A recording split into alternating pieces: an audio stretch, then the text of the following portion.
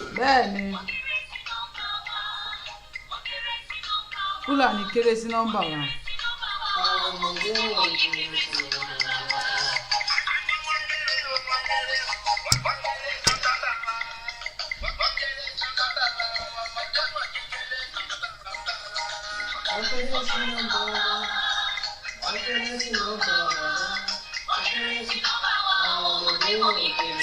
Àwọn Fúlàní kéré sí nọ́mbà wa bàjẹ́.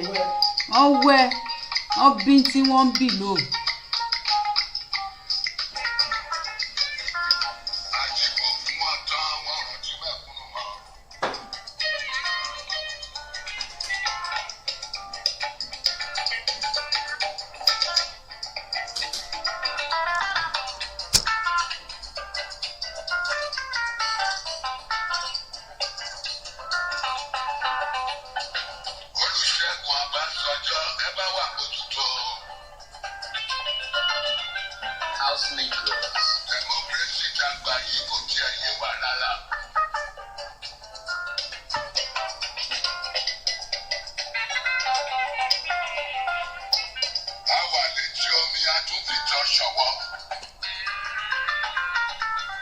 Okay, sorry, I just saw your message, please. Okay, please let the next person go, I'll be back, thank you. Alright, apparently Dr. Isba is a better DJ than any of us is. Thank you so much, Arek, for that powerful submission. That was indeed powerful. Ladies and gentlemen, welcome to Yoruba Nation Clubhouse Room. Today we're exploring the Polish independence and the lessons for Yoruba Nation. And Andre has been taking us through the journey leading up to Polish independence. If you have any contributions, please flash your mic and you would have the floor to speak. Kindly flash your mic, please. Contributions or questions? Please flash your mic and you can have the floor. Aaron, it looks like okay, Morimi, please go ahead. Morimi. Am I audible? Yes, please go ahead. Alright, I really, first and foremost, thank you very much. I mean, the room is a wonderful one. We keep learning every day. Wonderful stories, wonderful freedom stories from all over the world. I just wanted to remind all of us, about the 1 million People's March that is going to be coming up in few days from now. If you're going to be in New York, if you have family or friends there, and you would like to voice out about the inequality, about the crazy Nigerian system we have, this is also an opportunity for you to come and voice out. It's going to be on the 14th of September and the 15th of September from 9 a.m. to 6 p.m. All you just really need, is maybe a bottle of water, putting on your white or your black, dress, and joining to create a voice for the voiceless. They say an injustice to one is an injustice to all. So the Nina's 1 million man march would be at the United Nations office in New York.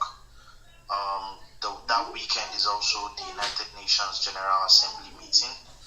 And if you wouldn't be in New York, you can also, join us.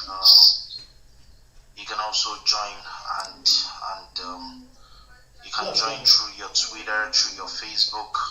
There are different hashtags for the day. I think one of them is End Nigerian, hashtag End Nigerian Constitution Now, hashtag Yoruba Nation, hashtag Igbo Nation, hashtag Niger Delta Nation. It's an opportunity for you to just, come voice out about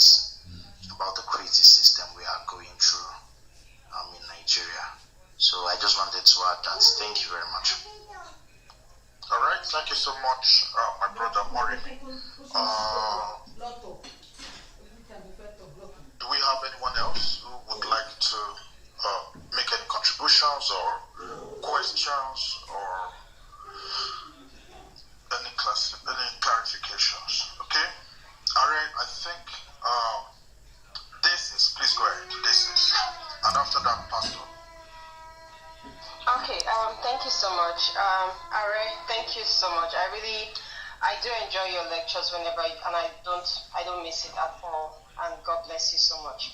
So my question is not really a question, but I just want to ask because I was in a room where Boka was speaking, and somebody sent him a back channel, and it just got me thinking. So my question, Are, is there a way we can, how do I put it now? Is there a way we can talk about our history without bringing Fulani into the discussion? That's just my question, because me for myself, I know that there's no way you can do that. Yeah? Can I ask you a question? Sure. Is it possible for the two to talk about their history without talking about Nazi Germany? No. Let me add another one. Is it possible for you to talk about your problem, to talk about solutions without talking about the problem? Is it possible to talk about Nigeria without mentioning it? Please. It's not me.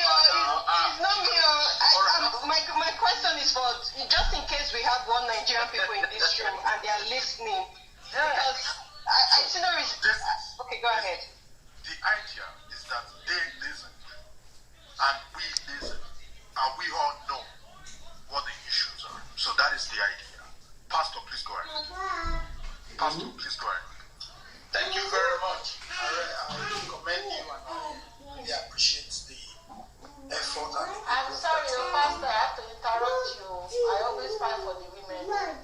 It's not my sister, Daisy. I know everybody knows. She's not the one. That question is not for her. She's asking it for the sake of one Nigerian. It's okay. That's all right. Can I make a quick address to that question? Is it possible? You are going to do that. Hey, Uncle Dini. Okay. You can go, Bonka. Guys, wait, guys. Guys, please don't do that. Pastor, go ahead. Thank you very much. Like I said, I want to commend Are for that expository,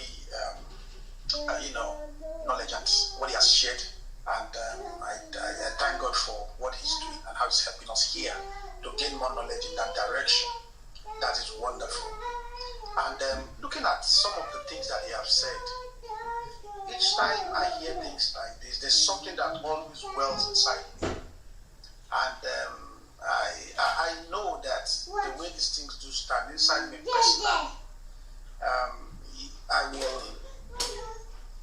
I'm sure that somehow, things needed to be done. And, sometimes we say these things and we talk about back channel and some of us. I want to say that even from what we are hearing, where we can gather some of ourselves together, and nothing against any government, nothing against anybody, but like a forum where we can begin to put things together, a little bit of token here and there, put some write-ups, send things to our governors, send things to our House of Representative members on the value of our national anthem, the value of our language, what it means not to sell our land to Fulanis, that we should lease it to them, what it means not having Syracuse in Yoruba land, that wherever you are, if you are coming to the land, you must respect the upper in the land. Things like that has to do with keeping our heritage. And, it might sound like nothing, but like from what we have had, as we have had this evening, the more we continue on this, it might look like we are scratching the surface. And some of us that were here, we have the opportunity because most of us were in diaspora. And because we are there, we have the voice to still talk and send this message. Even if it's on social media, even if it's on putting it on newspapers, some of the things, with no offense to anybody. We have the Arewa Conservative Forum or youth forum, they will come out and say their own. And we know some of our fathers are saying their own as well in Nigeria, and some of, like some of them are militant about it, and there's no problem about it. But even if it's just for information's sake, some of us put ourselves together and we put some advert in the press that simply has to do with Yorubas keeping our culture, keeping our tradition, so that these things does not go into extinction. Because from what we are seeing, somebody like us, we might not be here, because this agenda that we are talking about, the Fulanis, all these are agendas. These guys are so patient that in the next 40, 50 years, that some of us might not even be here, and so we have to start with something. These guys are strategic, they are patient, so we must not continue this our reactive approach. We just have to be be proactive, and we try to even figure things out when it looks like it's still far-fetched. That's just my contribution. Thank you. All right, thank you so much, my brother. My sister Daisy, please be aware that we recognize your position and stance on all of these matters. So those responses were not for you, and they were not meant to attack you, but to respond back to those people who would say there is no way to. There should be ways to talk about our history without making references to the Fulanis. I just thought it makes sense to clarify that. Mr. Bonka, please, can I have something? Wait. Bonka, please go ahead. Yes, thank you. Our position is not something we're apologetic about. And it's something we've observed the situation. We're just not trying to pick on people. We're not trying to hate on people. We're just saying this is the problem. And so you can't be diplomatic when you're observing a problem. It's just like a doctor diagnosing a patient. Auntie Akoshe is a doctor. It's like asking, should you always tell someone if the sickness the person has is diabetes, or if the sickness is what do you call it? That popular one nobody likes to talk about. Well, I don't say it when it's like HIV or something like that. That's what it is. We've been very peaceful for a long time in Yoruba area before the Fulani people showed up. And I'm talking of 800, 900, 1,000 years of people coexisting peacefully with each other. The skirmish we had, which was a small one, was the Morebi issue that is popular about, and it was because some people were angry that Oduduwa came to take over. So they were like, no, we won't pledge allegiance to Oduduwa. And they moved in and they started doing that raiding. After that, for over 800 years, everything was peaceful. Now, some people showed up on the upper Niger and they started the worst refugee crisis. They started taking people into slavery. They started destroying cities. They actually took away most of our wealth. Most of Nigerian Yoruba nobility that escaped from Oyo and were settled somewhere, they went in there and took all of them. Children of the rich, children of the Oyomisis, children of the old kings, took all of them and sold them into slavery. Right? That was where our problem came from. Our civil war is totally linked to their influence. Ekiti Parapo linked to their influence. Kiriji war linked to their influence. Now, we now started building everything together again when Awolowo showed up. I was trying to salvage the people. Once again, they got involved. Drew Akintola destroyed the whole thing going on again. Right now, today now, we are being assimilated. So how do we have a topic about what the problem of our people is without discussing them? That's the scenario. So it's all in contextual, not out of hatred, but of course out of disgust and out of utmost passion to say in our lifetime, we will make sure that all the things that our father, they did to our father and they are doing to us will not happen to our children. Thank you. All right, thank you so much, Bonka. Python, and after Python, do we still have anyone who would like to address the topic of the room. Just flash your mic, please. Is there anyone after Python who would like to speak? Okay, in the absence of that, after Python, Dr. Isba is going to play the 1 or 2 minutes music, and Are would continue.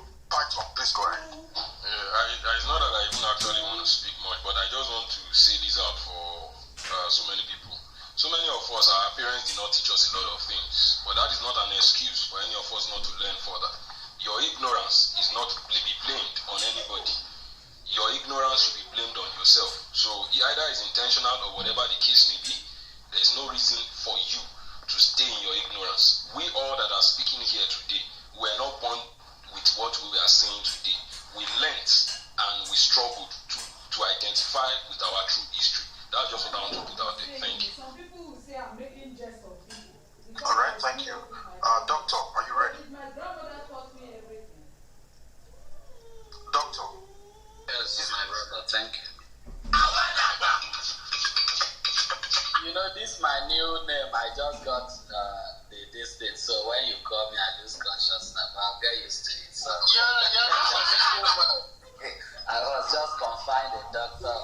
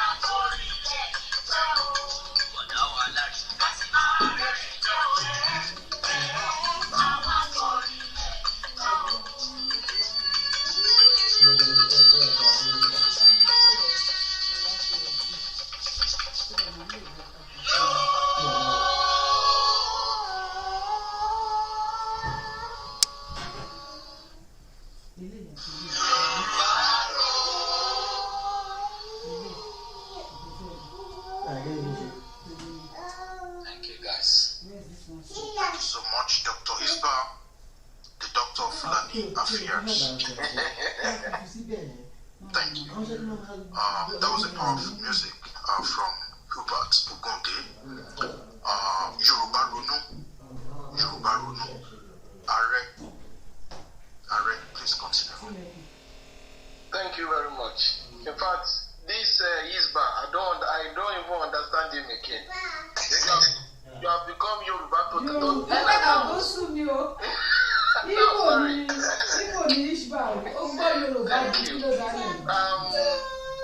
So, the second part of the discussion was what happened between 1918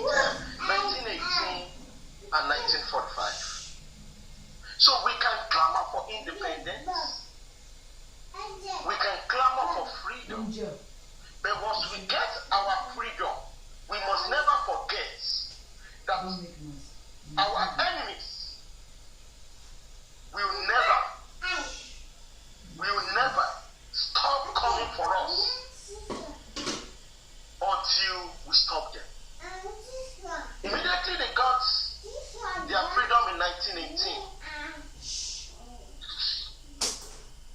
and they were trying to rebuild, even though they still have territorial issues. The Germans were not happy that Poland is now existing as an independent country, because they believe that the Polish people are inferior people, and the land of the Polish people supposed to be occupied by the Aryan race, which was the Germans. And they believe in the Lebensraum theory. The Americans call it the manifest destiny. That's their own agenda. The British, they say that the sun never sets. The Germans, it was called Lebensraum, meaning Leben, living, Raum, living space. Living space.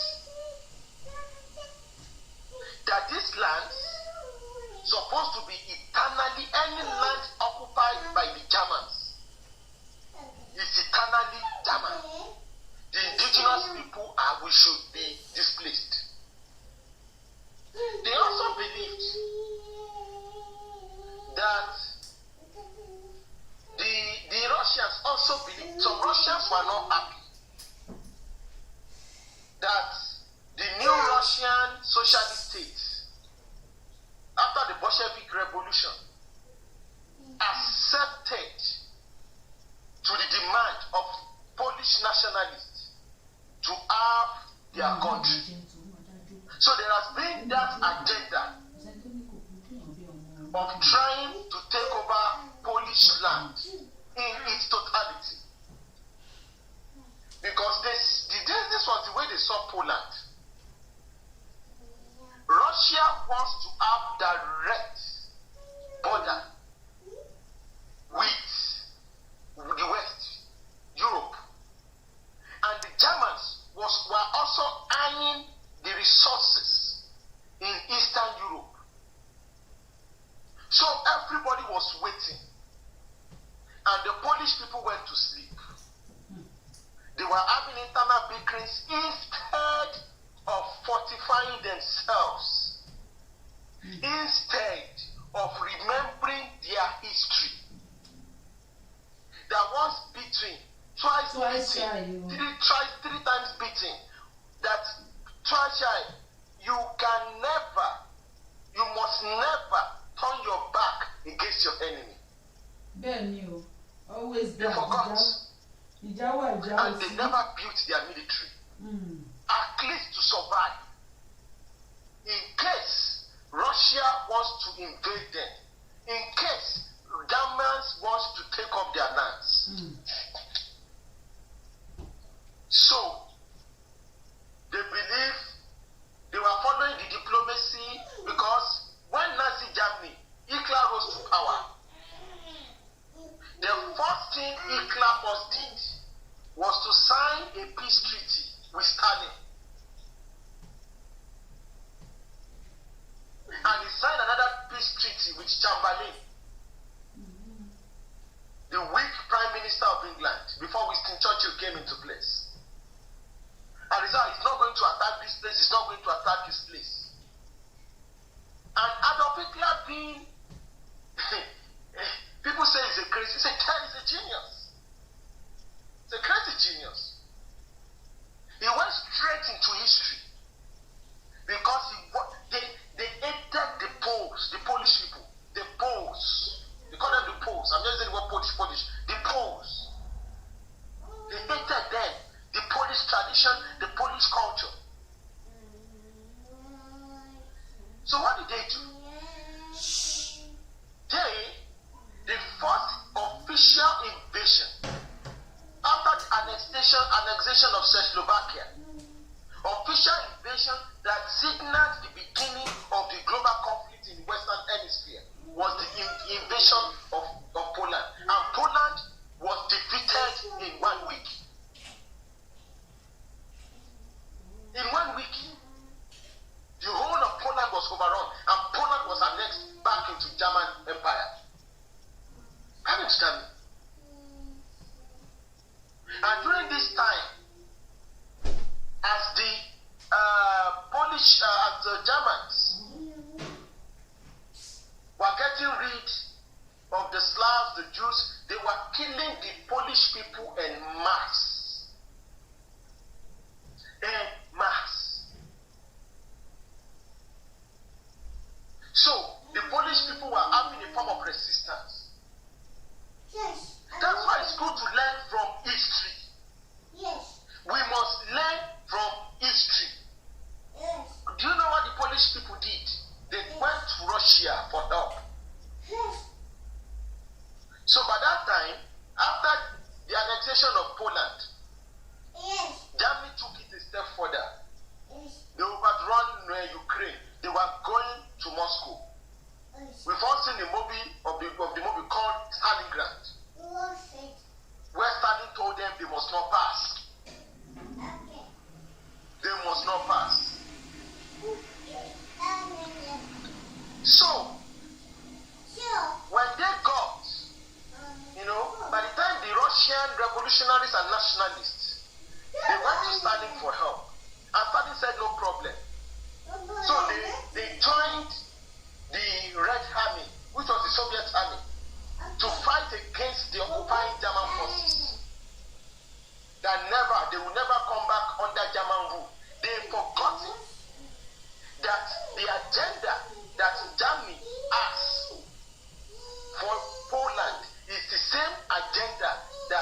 Russia asked for Poland. Immediately, the Germans were pushed back. And the Soviet army were able to free Poland. The Polish people said they want to restate their government. The Red Army told them no. This used to be our land. Poland used to be under us. You guys are going nowhere. We are only going to give you guys a semi-autonomy. Just join the USSR. And you guys are not going anywhere. The Polish people said no. And do you know what Stalin did?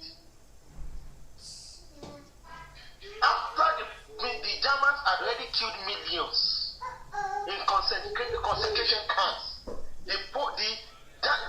Stalin also did the same. Genocide, war crimes, millions of Polish people, Poles were wiped out. So it was when they were trying to now have a kind of international forum and meetings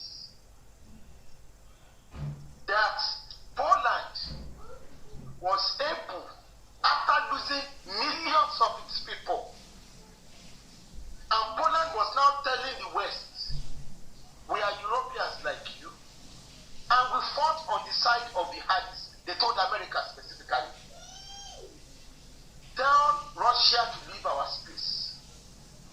So it was that pressure and negotiation that made Russia and that made Poland, Russia, after some years after the Second World War, that made them leave Poland. But at the cost of millions of lives of the people of Poland. But having learned their lesson, they took some drastic decisions. So that is why you see Poland, they are part of NATO. They are part of all these European, like they have signed agreements. Even it was the agreement they signed that made that when Germany invaded Poland, that made UK, France, and some Western powers join to declare war on France. That is why till date, one of the biggest American installation hardware is around that region. Because they learned their lesson. That they need to bring an external power that would be neutral and that might be able to fight and assist them. And they built their military. Because once beaten to a shy, from 1795 to 1918, the Germans and the Russians decimated them. By 1918, they got a little freedom. They refused to do the needful. They became liberalized. They were cutting human rights. They were cutting humanity. And by 1939, they were in concentration camps. Stalin was having a field day. In fact, what Stalin did there was even more terrible. Stalin made sure who were the intellectuals, who were the educated ones. They were the ones he wasted. So that in case if the Soviet army withdraws from Poland, the Polish people will not be able to have the intelligentsias to be able to build that society. That was what they tried. When some people tell you there is so much tribalism in Africa, what exists in Europe is more terrible. What is their history? What is their history? That is why when we say, can you put Poland, Russia, Afghanistan, Yemen, put them in the same country and give the reins of power to Afghanistan, are you going to get peace? Ordinary Poland and Germany cannot be in the same country. They are wiping out themselves. Talk less of bringing Islamists and Republicans that are majorly Catholics in the same country, and you want peace. You guys are looking for war under a unitary constitution. So this is the lesson. We must never forget who we are. We must never forget where we're coming from. We must never forget where we are going to. Yeah, so for example, this is not a Igbo room. I tell the Igbos, 100,000 Igbos were wiped out between 1966 and 1967. Yet, you think those who did it and got away with it will not repeat it? They're already doing it. They don't give a damn. That's why they are ready to wipe out as many Igbos as possible if they are protesting. That's what we tell Yorubas. The Fulanis will destroy your empire.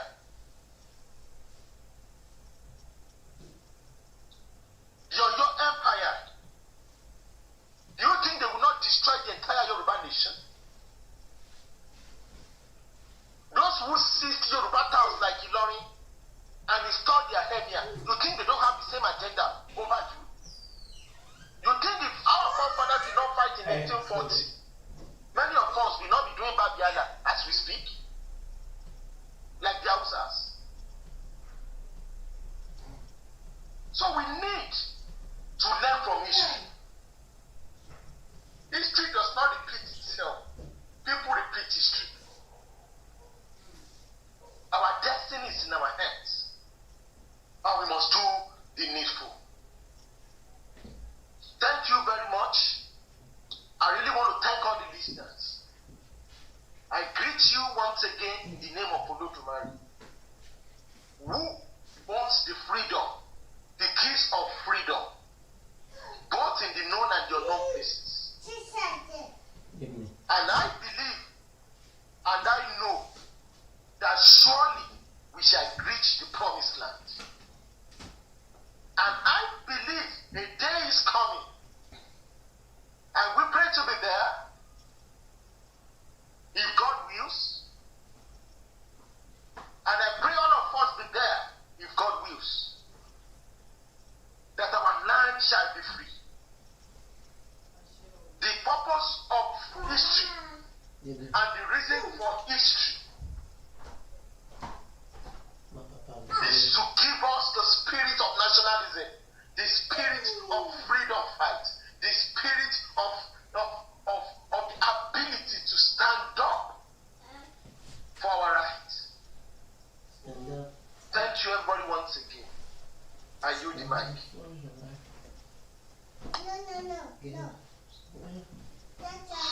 Thank you so much, Are. I don't know, maybe we should take people or we'll go for a short break and then take people. Morimi has got a music lined up, so Morimi, please go ahead. Alright, thank you very much. Just before I play this, Are, Shepopo and Ishubudano, and all the moderators in the house, you shall all be alive, to see the new nation that we want. Anyways, this is in line to what Are has said, and also to our listeners, and listen to every sentence, and let's do this. Thank you.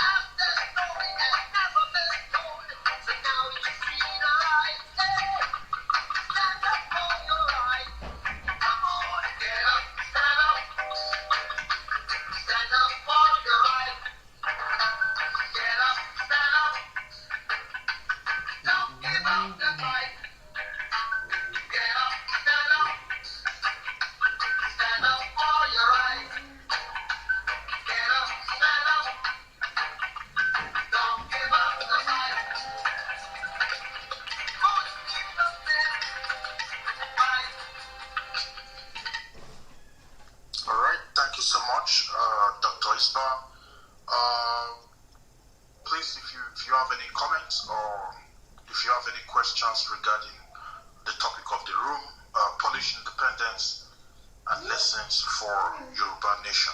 Please kindly flash your mic and we can have you have the floor.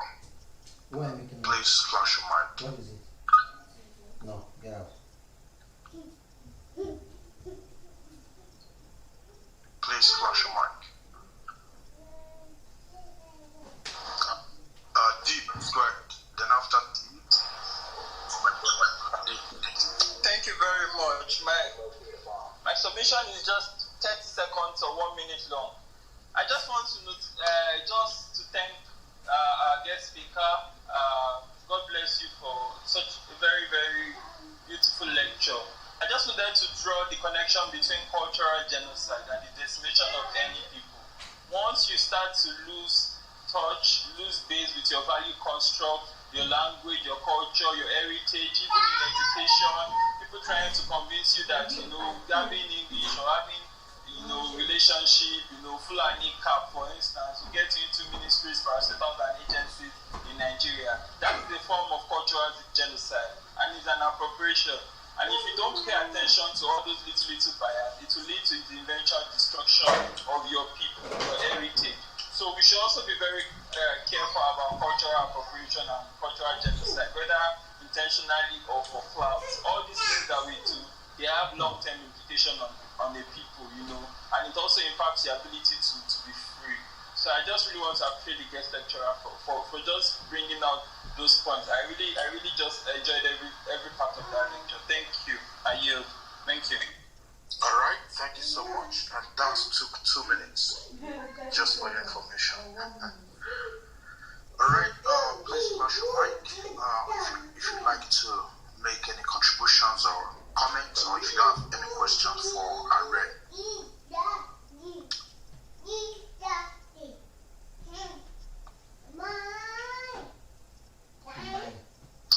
Actually, you know what? I was on the back channel you, but I think I'll just say it now. I was able to come in and out of this room. Whenever I speak, it's you need to get a pen and paper and just and learn from a maestro. So it pains me that I missed the bulk of some of the speech with other things that commanded my attention. So I want to say, please let us begin to consider recording these sessions so that they can be made available. I don't know. We can look into the legality of it. I think as long as you give some kind of a disclaimer to each speaker before they speak. But let's look into it, please. And I'm happy to explore that with us, because these things are gems, and they should be archived so that we can share them with our people from time to time. I'd like to hear the totality of the speech, but I can't because I don't think it was recorded. So let's go to the next, please. Thank you. Of course, thank you so much. So we have our YouTube channel. We've actually been uploading some of these recordings right there. If you go to Omo Udua, that's 3 O's, Omo Udua on YouTube channel. Then you can find some of these speeches right there on the YouTube. So kindly explore and you will find some of the stuffs that we have uploaded really informative and educative for yourself. Thank you. But if you still have other ideas, kindly bring them forward and we can explore those. And we are also on other platforms, and we have some of these in our club description. You can just explore to see where you can find some of our recordings. Thank you for that. Do we have anyone else with any contributions or comments or questions? Please flash your mic and we can let you speak.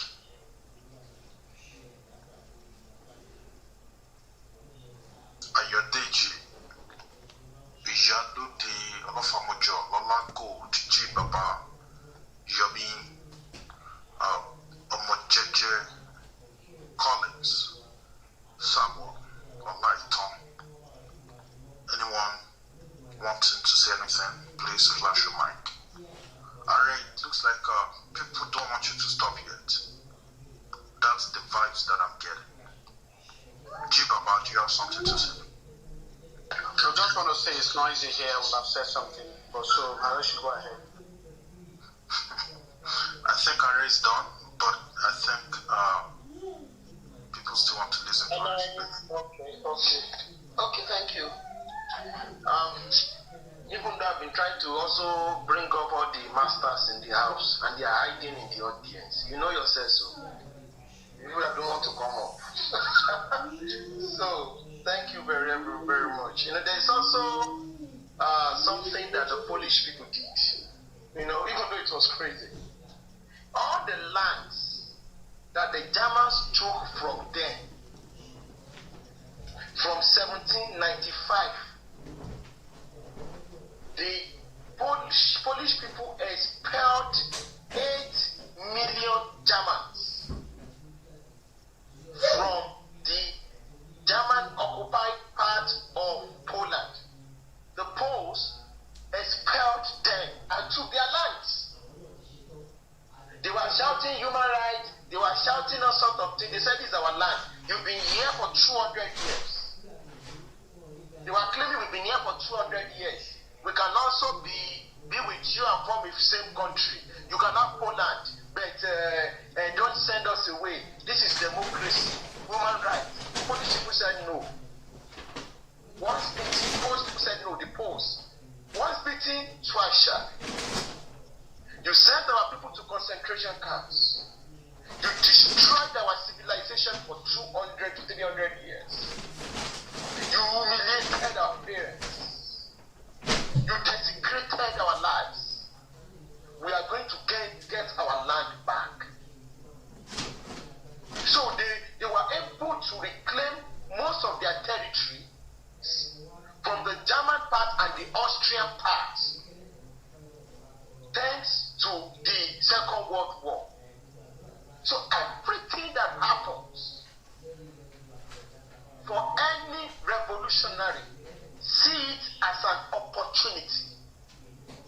Without Buhari, are we going to be talking about nationalism? Even if we talk about it, many people will see us as stupid people. Without the Fulanization agenda and the killings being orchestrated by the Fulanis, are we going to be planning about our freedom? I'm not justifying the killings of people, but sometimes there is a saying in the old Catholic Church. I'm talking about the 300 AD, which says forth, the blood of the Matthias is the of the church. Sometimes persecution make you have introspection. That is why you see Poland. That Poland you see has been decimated, has been wiped out the surface of the heart, has been expunged, they've been humiliated, their people sold as slaves, they've been colonized by fellow Europeans, their lands taken away from them, their identity taken away from them, yet they rose from the ashes. So it's not too late for us. It's not too late. That is why they want to take the land, to make your salvation almost impossible. That is why you need not to be politically correct when you are talking about the survival of your race. You don't owe anybody apology when you speak for how the Yoruba people will survive. You don't owe anybody any apology when you talk about the Igbo people how to survive. You don't owe anybody apology when you talk about how the John nation will survive. You don't owe anybody apology when the Benin nation will survive. Before Nigeria, we had the Yoruba people. And after Nigeria, the Yoruba nation will continue to survive. So when they say one Nigeria till eternity, they want to bring you down and make you go into the dustbin of history with a colonial fraud. And it's also known in history that there were many Poles, people from Poland, who fought against the freedom of their people. In fact, when the Germans occupied Poland, most of the people that were monitoring the concentration camps where Poles were killed, to make it easy, Polish, where the Poles were killed, were Poles who are doing the will of the masters in killing their people. That's why I say those you call fellow Southerners, fellow Yorubas, who openly, arrogantly, without batting their eyes, without thinking twice, who go against their people, they are more ruthless than even our oppressors. So we need to be careful, and we need to be organized. This is the lesson of history. And this has been the history of so many ethnic nations on earth.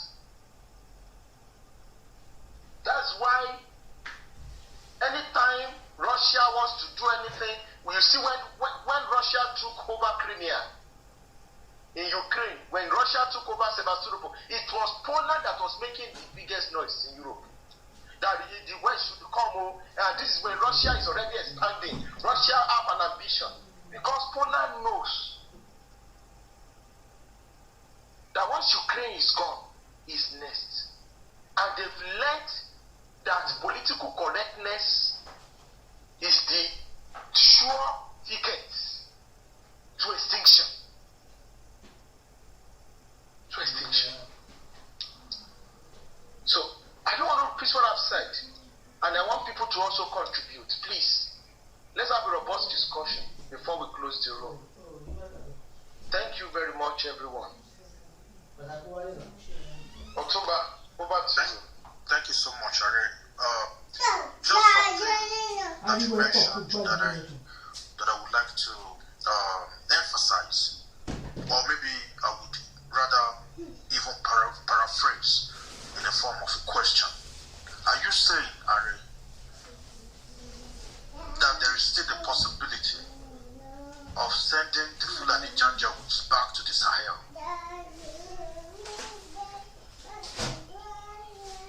It depends on Olodumare. Inu eye, loko eye gbe.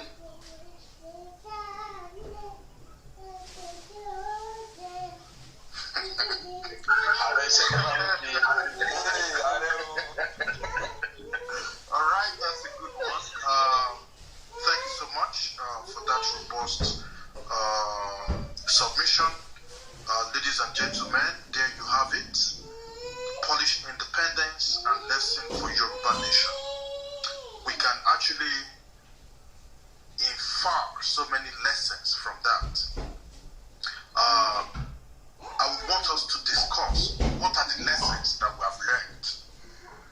Please share all of this, and also if you require any further clarifications or if you have questions for Are,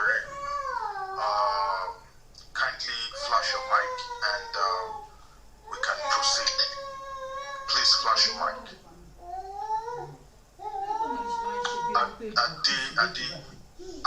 Okay, Ade Omojola first, please. My brother Ade, then I will go back to Ade. Yeah, thank you. I would really like to buttress and support what Are is saying.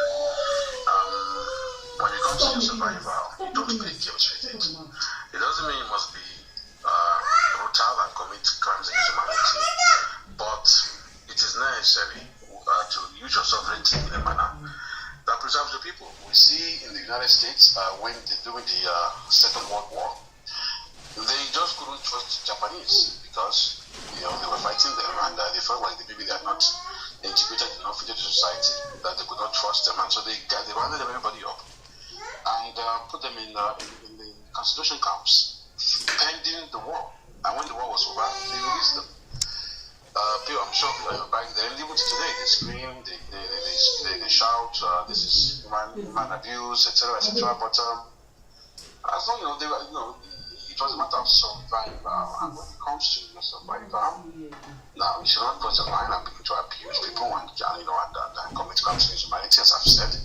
But there are times in terms of war where certain measures are necessary to ensure your survival. And once the war period is over and you have ensured your survival, then you can go back to normal, to things as they should be. We see this even with Russia and Crimea.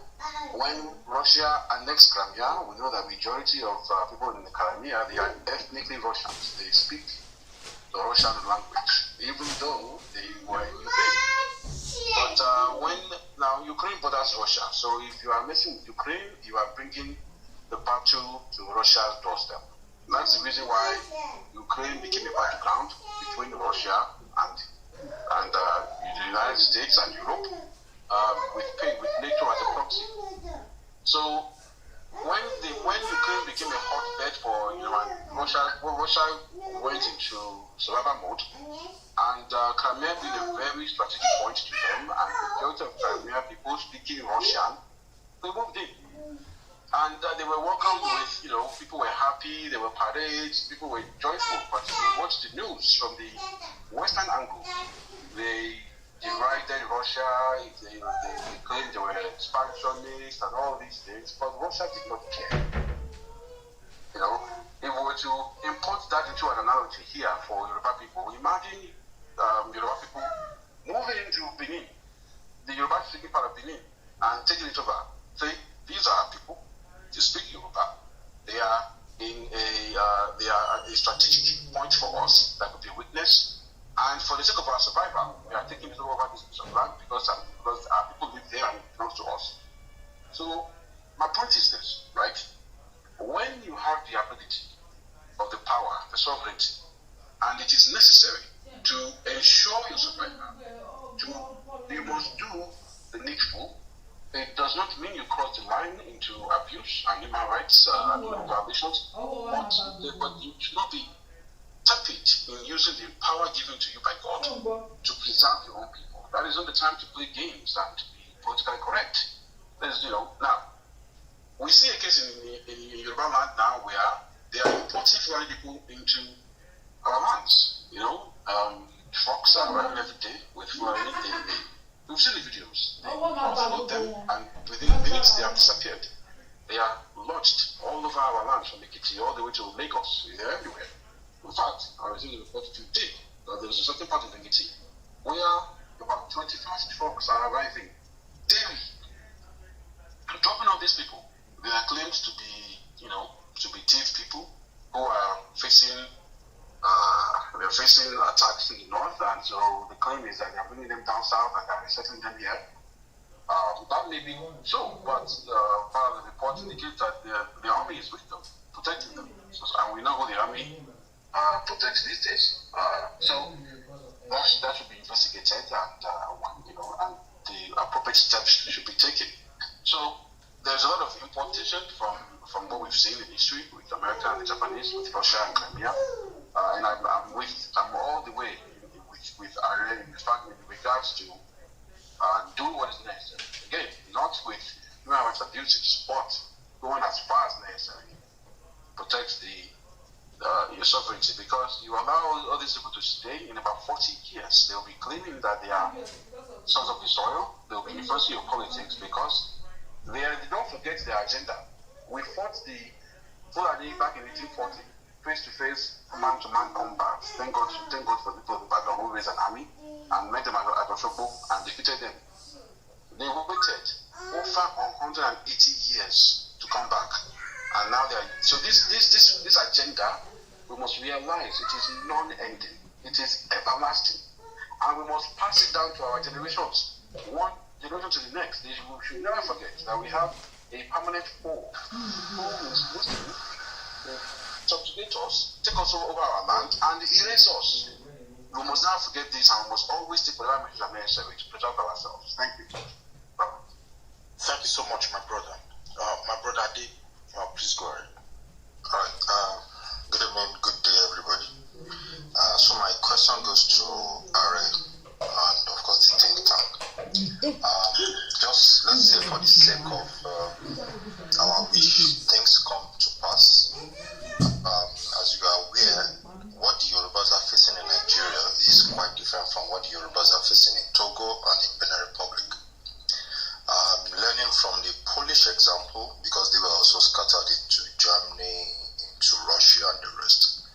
How would you advise in this situation to, if we want to have the Yoruba nation as best as it can be, if the guys in Togo and Benin Republic are not facing the kind of issues we are facing, do you think there will be any strategic reason for them to want to align with the Yoruba nation in Nigeria? Ari, would you like to take that? Yes, sir. I would like to add, it's a fantastic and brilliant, very brilliant question. But sir, Mr. Adi, I would like to ask one simple question. What is the difference in what the Yorubas of Benin Republic and Togo are facing and what the Yorubas of Nigeria are facing? If you know it, please tell me, sir. Thank you, sir. So, relatively the governments of those countries, from the way I see it, unlike Nigeria, is being governed by the more enlightened part of the country, and just like Ghana. So in Nigeria, if Nigeria would definitely be more peaceful, being ruled by the southern person than another person.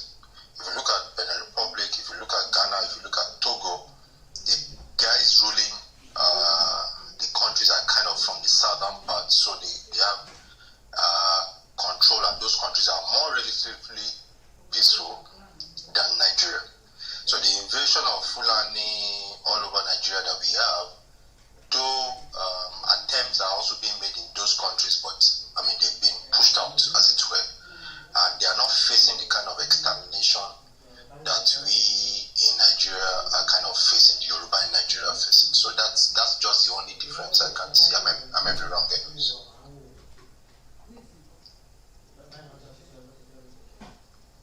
Alright, do you want to proceed?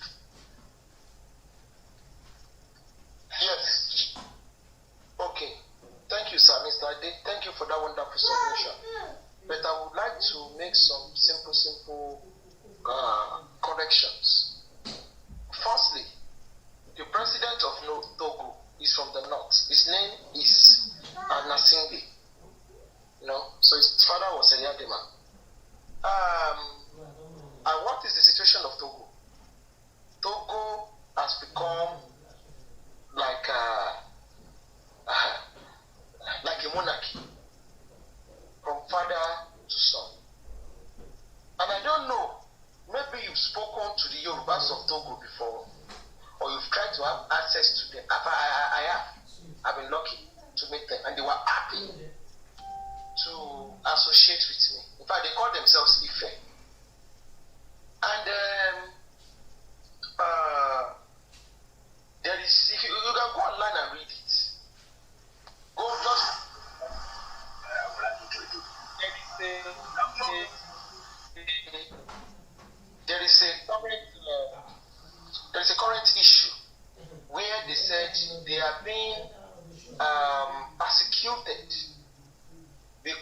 feel that the Yorubas of Togo do not have allegiance to Togo.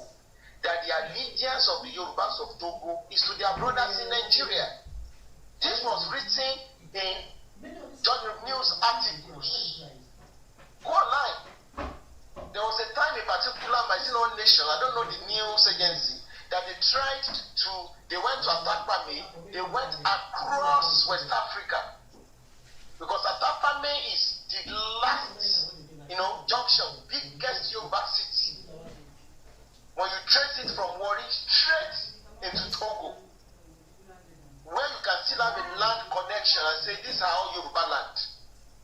So one of the major issues that Yoruba people are suffering there, during time of politics, the propaganda that other ethnic group used to use against them, that these ones are Nigerians, not Yorubas. So you can see there's a problem. And politically, they have been suppressed and marginalized. Many people don't know that the former chief of staff, Minister for Defense, head of the army, under the late, under the new, the current president of Togo, was a Yoruba man. Forgotten his name. This Alami also. He was a Yoruba man. He was a tribal man.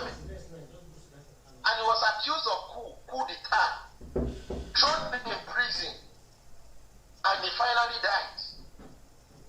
Was a Yoruba Togolese. So these are the kind of political persecution people also face. Politically, they are not party. That's the bitter truth. In Togo, in Benin Republic, it's not as simple as you think. Benin Republic they have instability too politically. And the Yorubas, being the second largest ethnic group in Benin Republic, are seriously checkmated. Seriously checkmated. In fact, I want to say this and put it on record. Obasanjo never assisted the Yorubas of Nigeria. He has always been throwing us under the bus. There was a time that the Yorubas of Benin Republic were facing serious political persecution. It was Obasanjo that they lobbied Obasanjo, and Obasanjo tried to play the humanity card. Unfortunately, he was able to lobby because I don't want to say this thing outside. The economic powerhouse, people in charge of economy in Benin Republic are Yorubas. The Yorubas of Benin Republic. So, they also face political suppression. The only Yoruba president that we can point to in the history of Benin Republic was Boniyayi, who was a prince of the Sabe Kingdom, a descendant of Oduduwa. So he's a descendant of Oduduwa. Was only Boniyayi. After so many years of persecution that our people went through. So it's the same story for all of us. It's the same. The only problem, in fact, our people in Togo face more problem because they are the fourth largest ethnic group in Benin Republic. They are at the risk of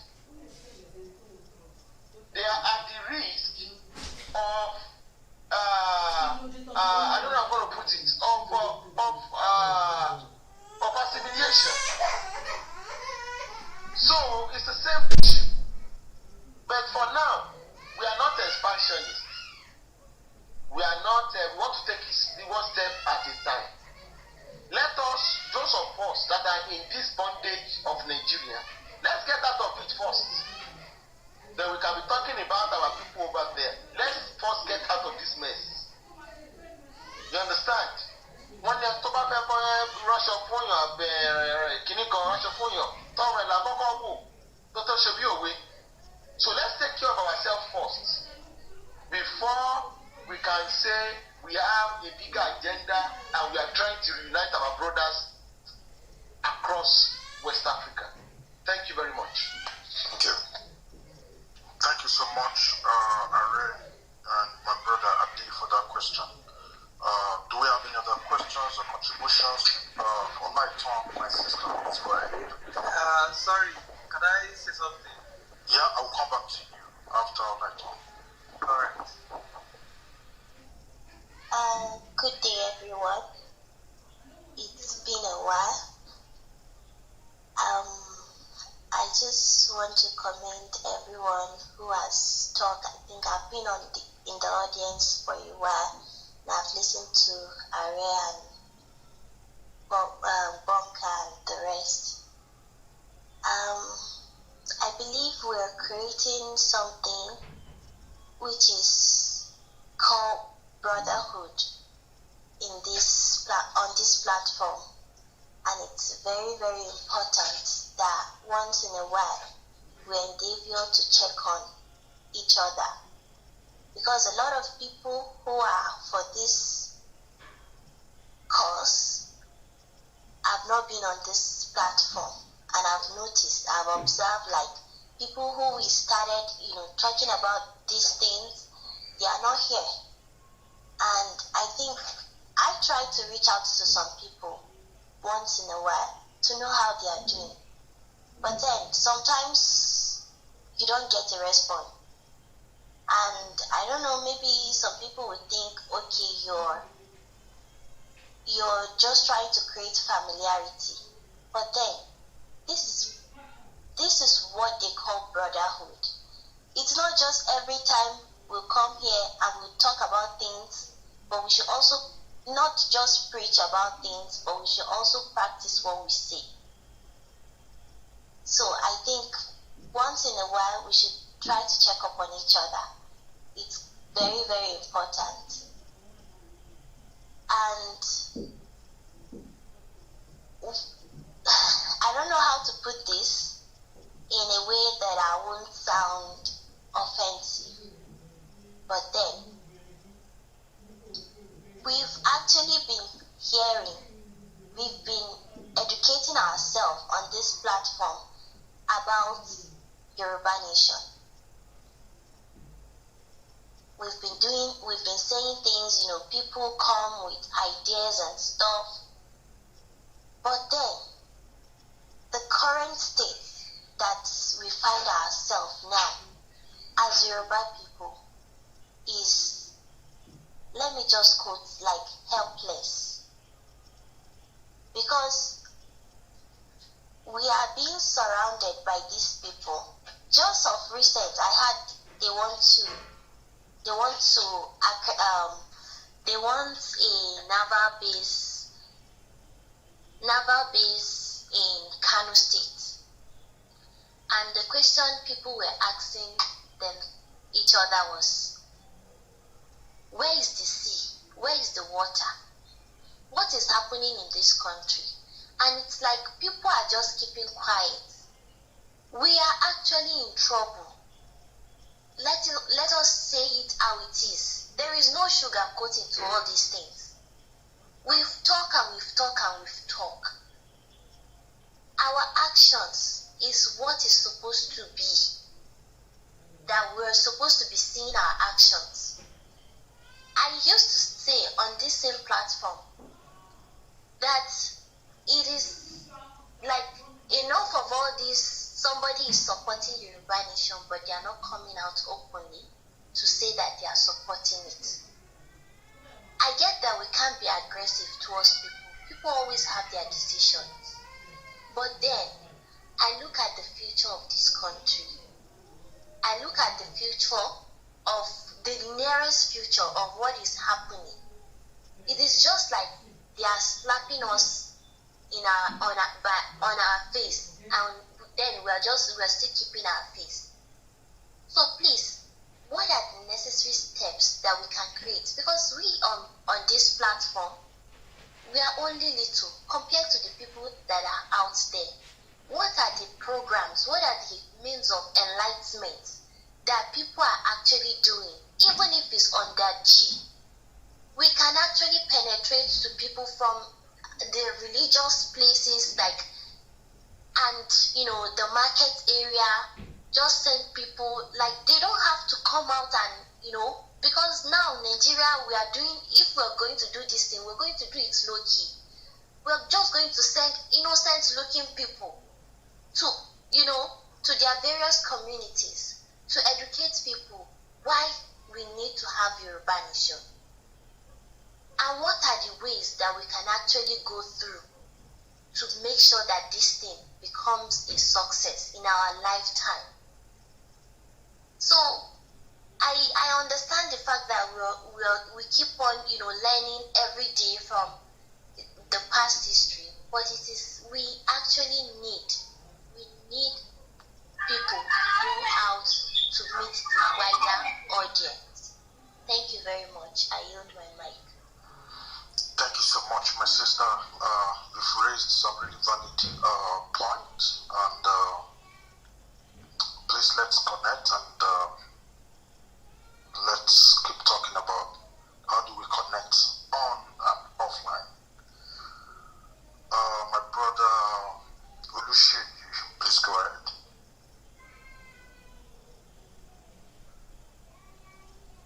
Oluseyi Gideon. Okay, looks like it's not there. Do we have anyone else?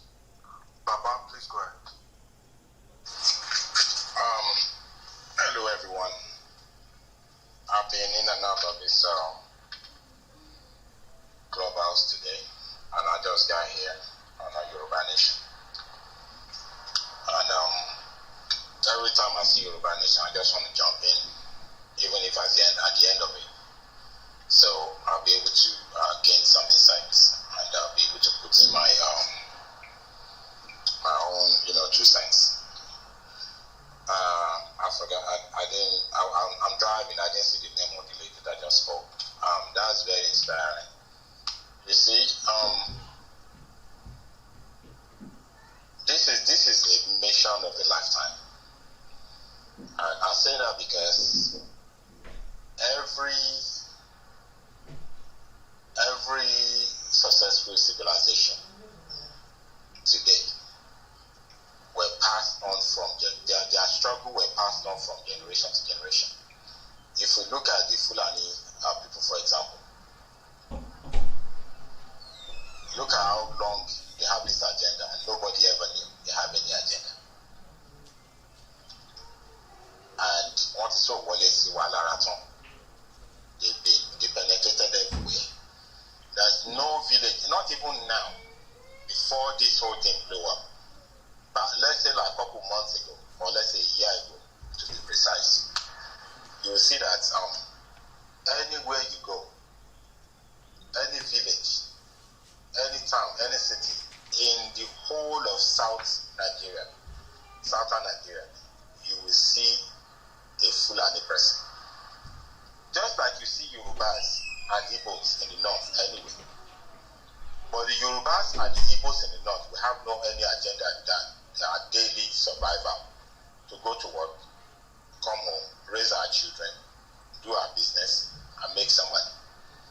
But all this while, it behooves me to know that Fulanis actually have had agenda. Now it's beginning to manifest that the idea they keep saying, that statement that you were born to rule is single color.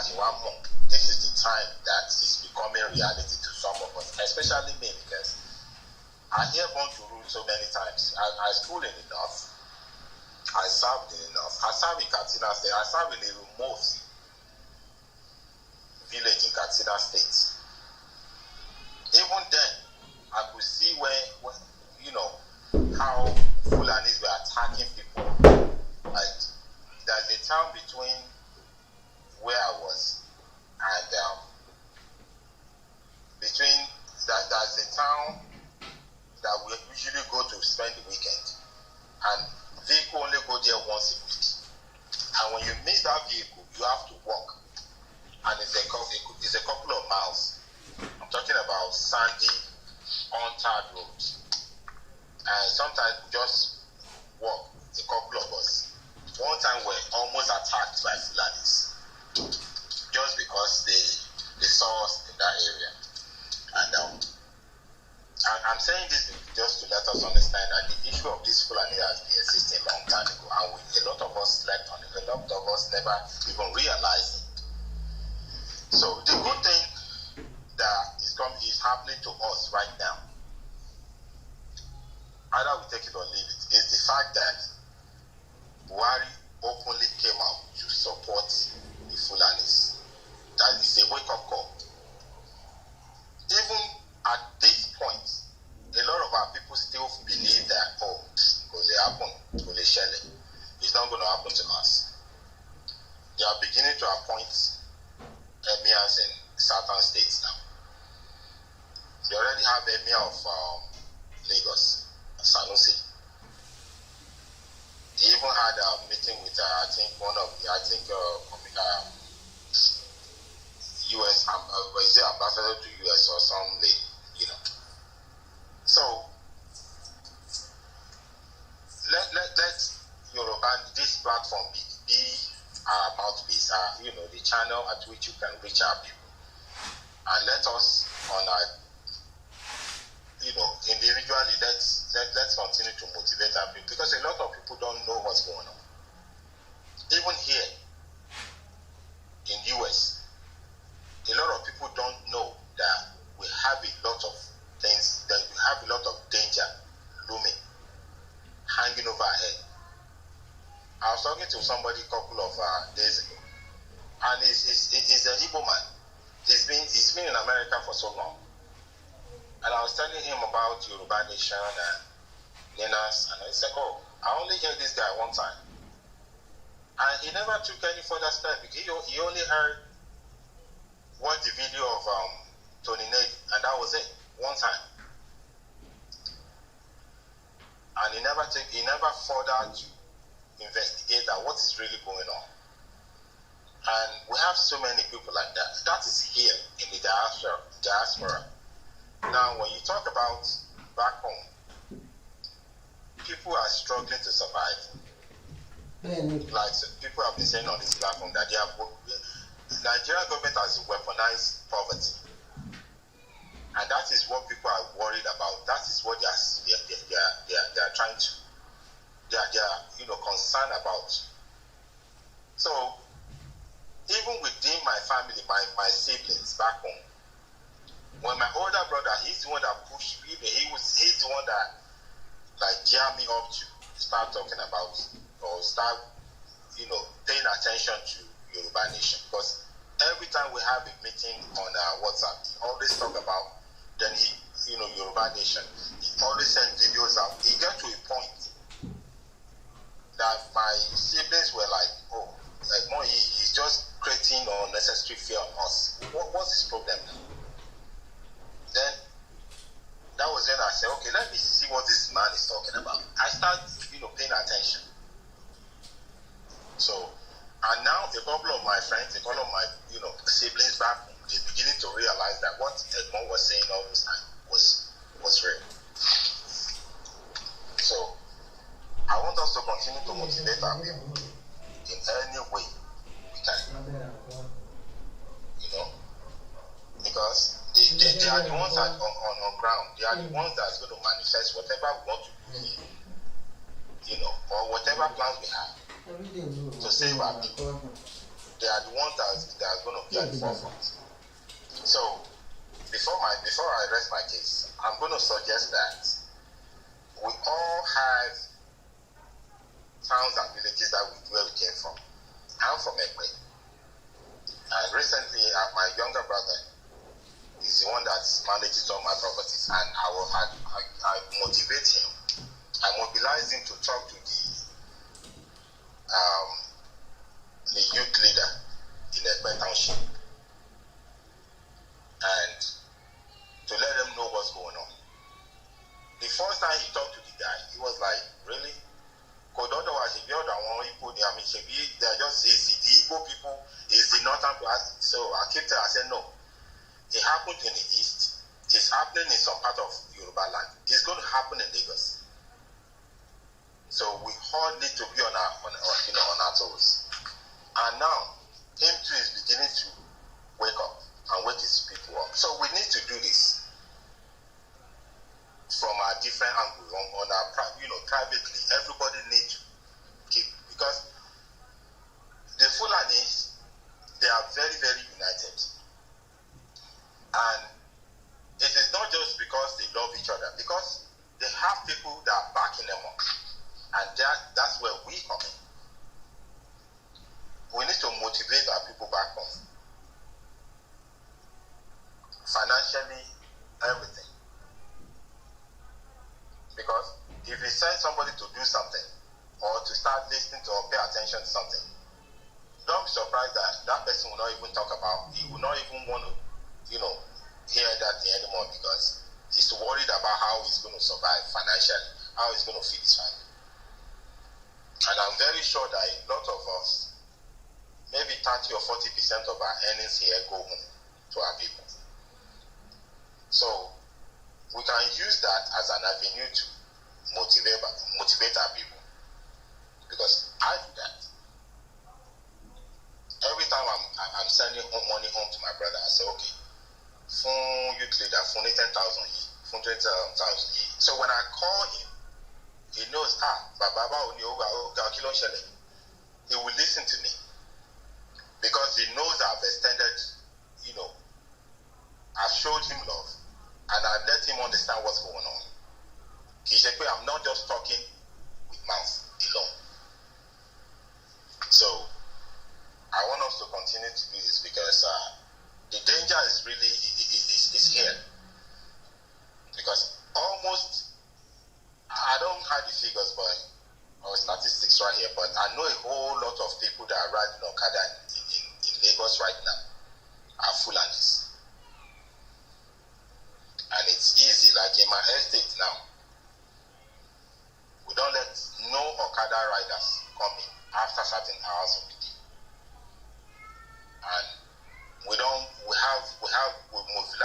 mobilize the youth at night, even though nothing is happening, but we mobilize them, we give them money, we give them what they need, and they monitor our surroundings every night. So that if there's anything that's going to happen, I want them to raise alarm, they will raise alarm, and so I just want us to continue to do the job, do what we're doing, and may God continue to help us. Thank you. All right, thank you so much, Baba. Guys, please, do we have any other contributions or questions? Kindly flash your mic so you can be the next to speak. Olofamojo, please go ahead. Thank you very much, Otuba, for giving me the opportunity to speak on this platform. Ari, I want to thank you for your very insightful word, thought-provoking words that will, make you want to think and make you want to think again. Thank you for that exposition. It is very good, and I still can't escape from the impact of some of those things that you talked about not too long ago. And I want to thank everyone for joining and listening. One thing that I picked from all of this, which I've always known anyways, is the fact that we as a people cannot afford to not become self-preserving. We have to learn the art, the heart, and the attitude of self-preservation. We have to always, even in our daily lives, think Yoruba first. We have to, kind of imbibe that culture, that orientation, that belief into ourselves, our spouse, and even our children. And I think that's very important to make them understand that they are Yorubas first. And they should should kind of appreciate their Yorubaness. As a matter of fact, you know, I've been re-educating myself and on learning some of some stuff that we've picked up, and I think this cuts across all sectors of people on this platform listening to me now.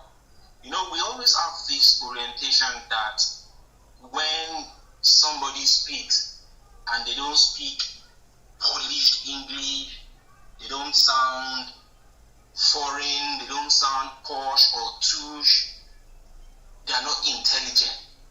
They are not, you know, it has become very natural for us where somebody needs to use was and the person is using is, well, more like with it upon.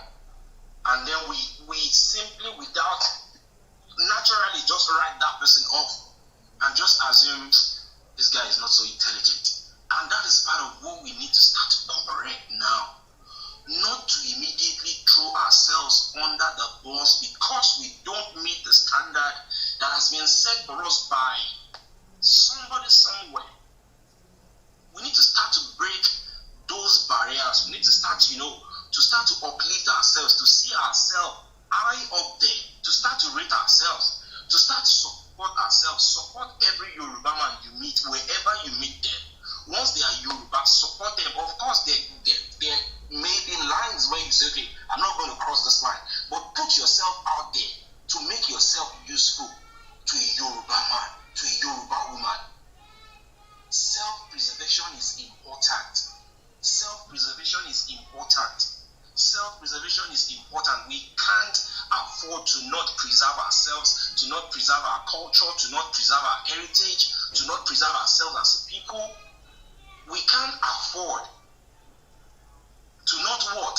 Teach our children how to speak our language, how to wake up in the morning and dobale, how to wake up in the morning and kneel down and say, Ekaro, Babami, Ekaro, Mamami.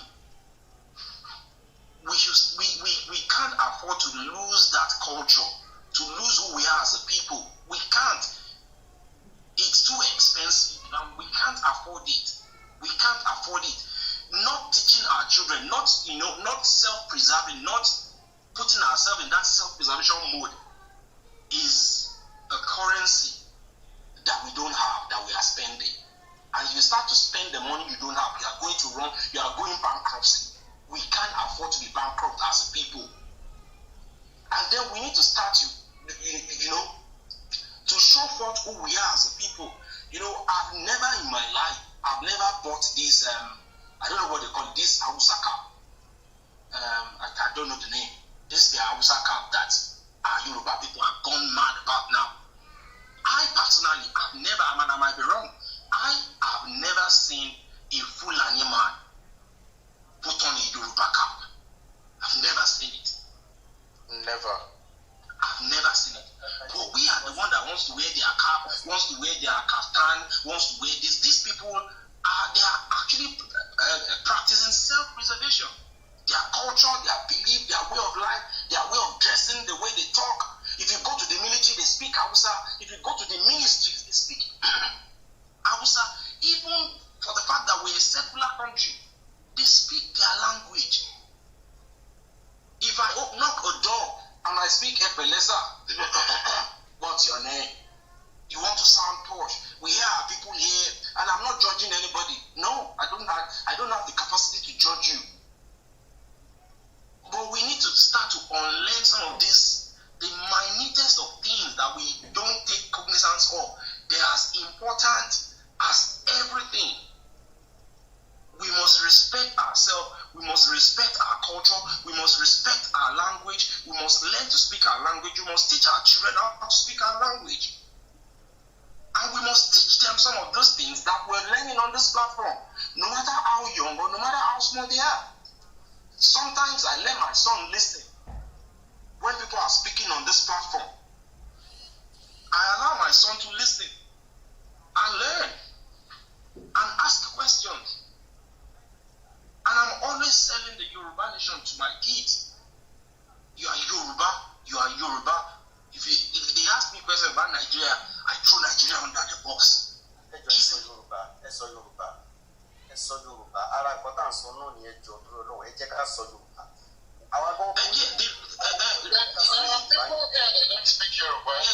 The reason why I'm speaking in English is because even though I'm speaking to the Yoruba people, I know people here that are not Yoruba, they can pick this and then also translate this knowledge and impact their own people also. Enough of trying to be other people. Other people should try to be us now. Other people should try to be us. We can't afford to throw this culture, this belief, this rich culture. As a matter of fact, we can't afford to allow over-westernization, or if there's any English like that, to throw our culture under the bus. Speak Yoruba. When you see a Yoruba man, speak Yoruba to them. Let us project our culture. Let us project ourselves as a people. Please. And the information we have on this platform, if we do not allow this information to go out there, even if it's going to be in short clips, 5 minutes, 4 minutes, 10 minutes, 15 minutes, 2 minutes, if we don't share this information on every platform, Facebook, even if we need to put money and I don't know what they call this Facebook marketing, where this targeted ads, where you will put this information maybe 5 or 10 minutes and target our people in Lagos, in Ogbomoso, in Akure, Ibadan, Abeokuta, so that our people can, when they go on Facebook, when they go on Twitter, they run into some of these messages and they can start to learn. And we can't afford to eat alone. If we eat alone, we'll be constipated. We don't want that to happen, so we must share this information, this vital information. Because our girls, our boys are all just out there running after money, going to clubs, doing all that, But they don't know when in Konshele. And people are planning to take over our land, to decimate us as a people. We cannot afford to let this happen to our people, to our children. So this information, these messages must go out there in small chunks, 5 minutes, 3 minutes, 2 minutes. Maybe something like, do you know, or have you heard? And then we'll put that information there and people can listen. If we need to create, cartoons to, short cartoons to actually show somebody actually speaking this, I can picture this in my mind. I may not have the right word to kind of express it. We cannot eat this meal alone. That's selfishness. Our people deserve to know. And the responsibility is on you and me to get the information out there. We must preserve ourselves as a people. We must speak up. And we must ensure that we preserve our Yorubaness, our Yoruba nation. Thank you for giving me this platform to speak. My name is Olofamojo Olalomi Omabishugo. God bless you. Lidumare, bless everyone. Thank you. Thank you. Thank you, sir. Olofamojo. Please flash your mic if you've still got, if you've got any contributions or comments. Okay. Or questions. Right. Who is that? I am Ogunji Olorunfemi Ikofemo. Okay, go ahead. Thank you for giving me the opportunity to speak. Although I'm not that good in speaking English and I would miss it.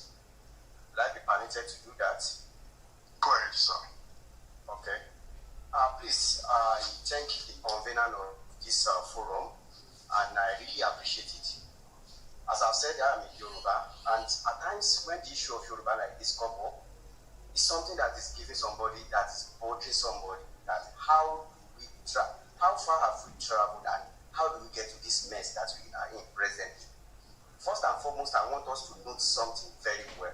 One of our problems is when we have allowed the Western world, Western education to overtake our culture. Now, one of the weapons that these Hausa Fulani people are using against us today, and I start to be corrected, is number. I mean the population. By the time we embrace the Western culture of marry one wife, and bearing like 2 or 3 children, they see that as an opportunity.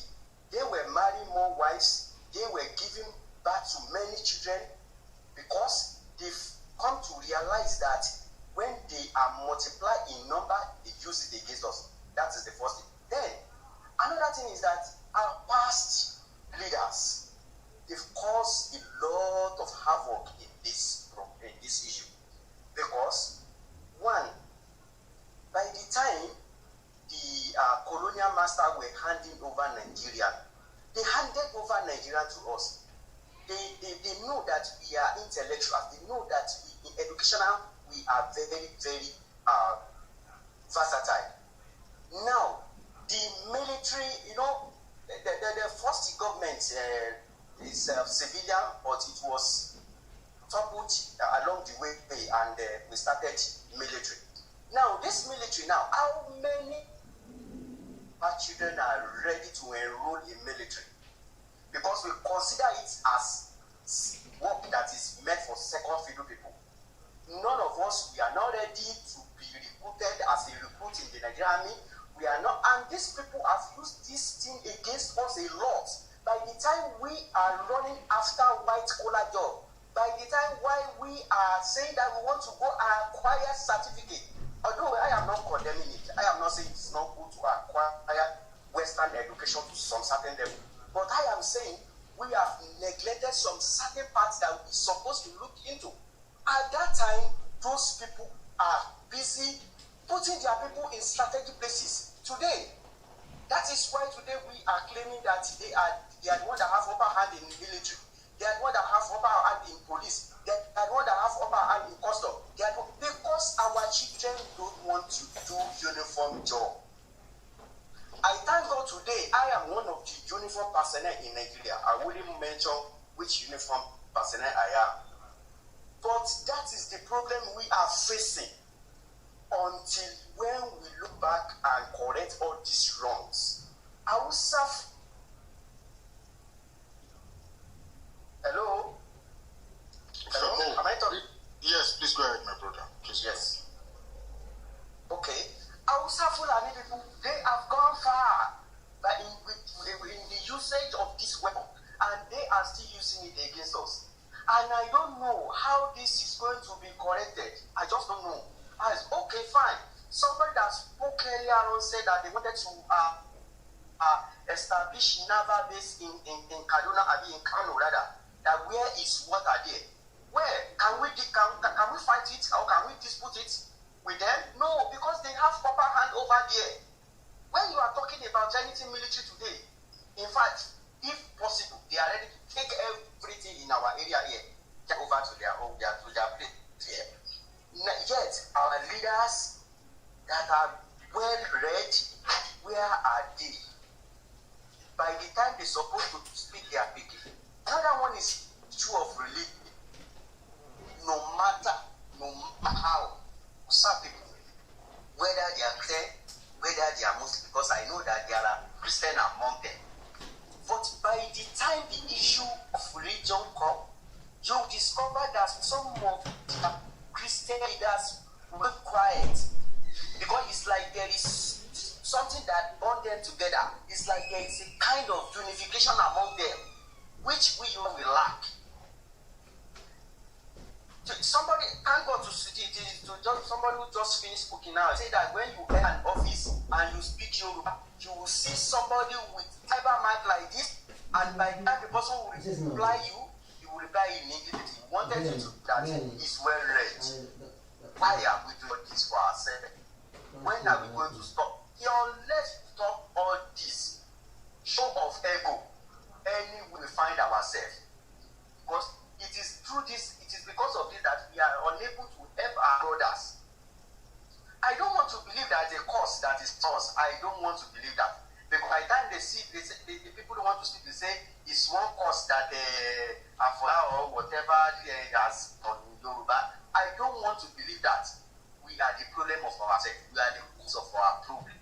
And unless we look inward, when we are talking about people in this country, we have them. If I want to start to mention them, I will not mention them. it doesn't that they don't know, these people, they don't know the actual state of this country? Does it mean that they don't know what is happening to us presently? Why are they keeping quiet? Why are they keeping quiet? Because they know that all their children have gone up. Most of their children, are no longer in this country. And when it's fact, the resources they have, investment they have, the third generation, fourth generation will not suffer. And that is why they are not clear, they are not clear about the masses. This, what I'm saying, is what is meant to shed tears. Sometimes when I remember, there was time that I was the opinion that I'll try every possible means to make sure that my children leave this country. But if they leave it, where are they going to call their nation? Where are they going to call their home? I think we can still correct all these things through this forum, through medium IT, we can correct.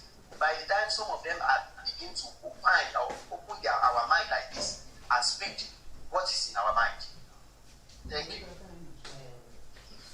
Thank you so much, my brother Femo. Thank you. Kindly flash your mic. Before the show, please go. Good evening, everybody. I hope you're doing wonderfully fine. Equal Femo, thank you very, very much. This is one of the things that we've been trying to tell everybody. But then, hopefully everybody would understand, sooner than later, the importance of language. A lot of our people have even forgotten that. I think mostly the middle class, when you still get to see, I'm sorry to say, our own, when you meet the real, I don't even know how to put this word, but when you meet the Yoruba people who are still very much, living in the so-called rural areas, you would find them very loyal to the culture, tradition, and who they are. And this happens in both ways, even for the Yorubas and the Igbos, but you see, the middle class, we the middle class, we are actually one of the biggest problems that I've actually noticed. A number of us, travel to the UK, to the US for holidays, and we have this pompous attitude, like, hey, we don't arrive. A lot of people even go around, telling people, don't speak Yoruba to my children, or don't speak Yoruba to our children, and we just naturally forget that, see, apart from the US, the UK, Canada, and maybe one or two other English-speaking countries, all other developed countries, use their own mother tongue to teach their kids. Is it Japan? Is it China? Is it South Korea? Is it France? Is it Germany? No matter the country you mention, but sometimes it is what it is. It takes a whole lot of time, for us to emancipate ourselves from the mental slavery. A lot of people have actually put in a lot of efforts, trying to point us in the right direction. I think the Hausas, they actually have it a lot more better than us, actually. I think they have, for example, the Ababio, in Hausa language. I doubt if Ababio is a Yoruba language. I really do doubt it. If anybody has an idea, they can let me know. Anyways, I'm going to play a short video, if I'm allowed, Otumba, by Professor Sophie Oluwole. It's just 3 minutes. Do I have to go ahead? Otumba, are you there? Yes, please go ahead. Alright. So I'm going to play it now, so every one of us can listen, yeah. Any culture in the world where the children are educated in a foreign language. You get to Germany, I lived in Germany. German is the language of education, from primary to the university. France, Britain, Japan, Chinese. Why so different? Probably our problem is this place is that we don't know the meaning of education. To be educated English, I write English. But I think writing and reading is a secondary thing. If you look, I've tried to look at the meaning of education. Education is a process of passing your knowledge. The knowledge of a book from generation to generation. Now, if my father wants to pass the knowledge he has to me, what language will they use? Secondly, there's one thing that I found in my Western education. Knowledge is supposed to be improved from time to time. My father will teach me something in the hope that I may improve on it. But when you read people who wrote on Africa, especially in Yoruba, they said in Africa we don't improve knowledge. That's what our father tells us is what we continue to say. Professor says so. Professor Apia is from Ghana. Professor Mudimbe is from Zimbabwe. And he said our problem is that we teach our children in our language and we make them repeat what their fathers. I think the problem I have is that Yoruba seems to be extraordinary and different. I am not saying they are wrong. I have evidence that they are wrong. The Yoruba people say, oh, don't need me. Now, wisdom this year.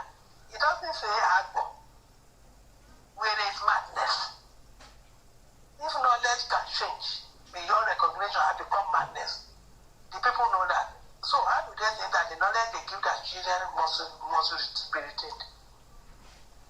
But I don't blame the two of them. They don't read Yoruba language. They have not come across what I said. There are many things in Yoruba denying that because the language is poor. The Yoruba are conscious that anything you say today is temporary. You are expected to improve upon it. Wisdom is what everybody wants. Knowledge. But as they say in Yoruba, that is very interesting too.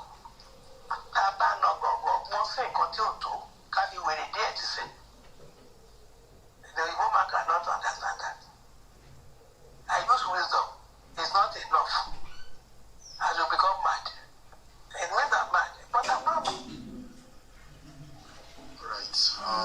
So, I mean, I think this is one of the problems, the black mind has.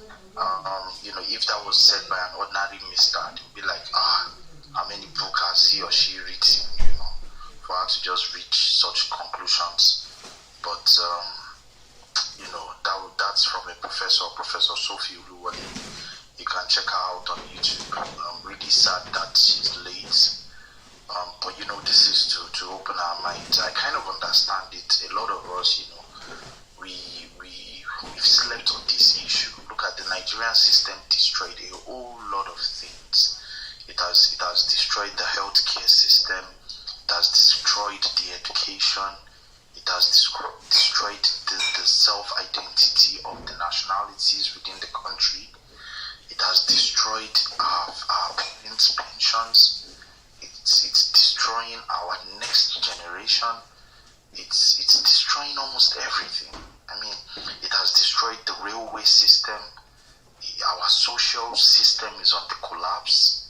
I mean, there is nothing to point out on. There is nothing, So all these sort of things just drives me crazy. And I just ask our Yoruba people, when are you going to wake up to the realization that we are just living in a fool's paradise, holding on to this system called Nigeria?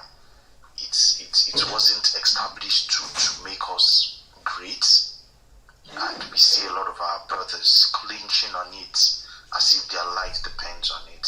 Sometimes I really do think maybe as humans we are not just ready for the hard work. I really do think so. I think we're just used to the fact like, oh, this seems like a short way out of it and let me just go for it. So I know a lot of us here are Yoruba, a lot of us here are Igbo. I mean, there are lots of amazing sayings that I can't even translate from Yoruba to English, from Igbo to English. It doesn't do justice to it. So imagine the sort of wisdom we are losing by clinging on to the so-called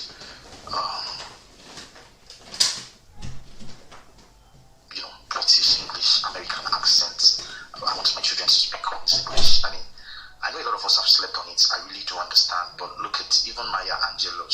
says it or she said it. It's okay for you to do what you're doing. But at the moment where you know better, you need to start to do better. This is a wake-up call for all of us. You know, you need to play a positive role to who you are, to your identity. You would never be forgotten on it. You know, we all will die, but just take a moment and think about it. What do you want to be remembered for? Thank you very much. All right, thank you so much, Show. Do we have anyone still on the stage that has any contributions or comments before we close the room? Baba, please go ahead. Please, 1 minute, Baba.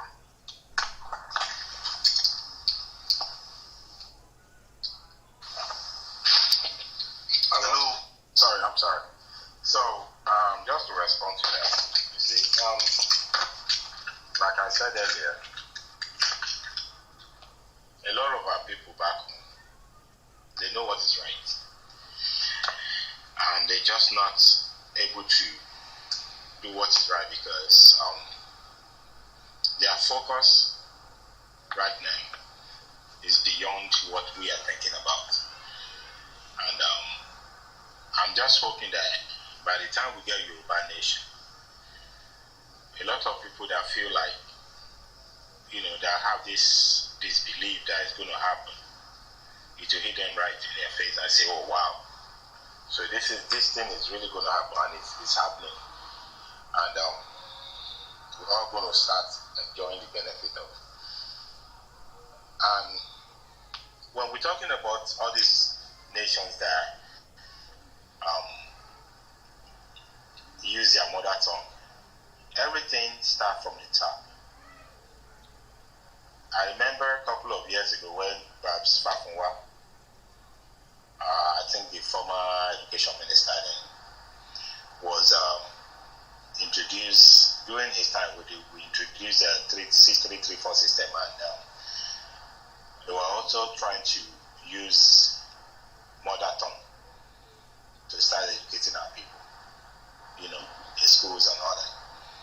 If that if that was successful, Yoruba race and all other indigenous races, you know, indigenous nationalities will be proud of themselves way more than how we are right now. So my take is that it's very hard to have everybody agree on this, raising our children in Yoruba ways and in culture and all that. It's very, very hard because as I'm doing on my side, some other people don't even see it like that. And a lot of gatherings that we all go to, like churches and all these other religious ones, they don't even encourage us to even cooperate and work together. Baba, can you please wrap up in 10 seconds? So, what I'm trying to say is that the issue of being able to speak Yoruba and raise our children based on our culture, I believe by the time we get our nation, it's going to be easier that way. Because if there are rules, there are laws and procedures that everybody fall in line with, that's when we're going to start realizing that, oh wow, we'll see the good thing. Even though right now it's very, very important. Like in my home, I raise my kids that way. You know, my children speak Yoruba, but my friend doesn't even see it like that. And I have a bunch of friends that don't even see it like that. They feel like I'm pulling the children backward. So I just hope, you know, continue to all just to do our parts in our individual lives. Thank you.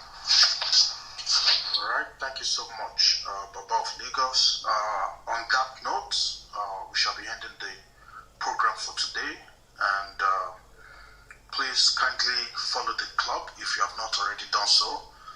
Tomorrow at exactly 2 p.m. Central Standard Time, we're going to be having Socrates and Orunmila, Western versus African philosophies. On Wednesday, we're going to be having Yoruba for beginners, and on Saturday, September 11th, we're going to be having 1999 Constitution Decoded versus Yoruba Nation Constitution. On Sunday, September 12th, we're going to be having a conversation around the resilience of our ancestors. Yoruba land, is it worth the fight? So these and many more are the programs that we've scheduled for your contributions and your sensitization. And we look forward to having you engage with us on these and many more programs. Thank you so much for having been part of this. And right now, we'll be playing the Yoruba National Anthem.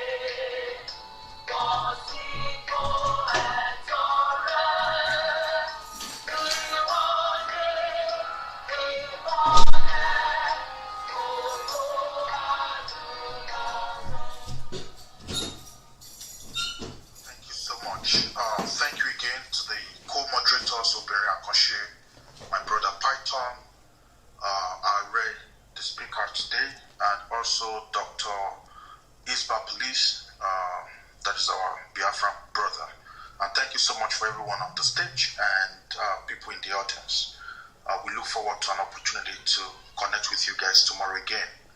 Thank you and God bless. Good night.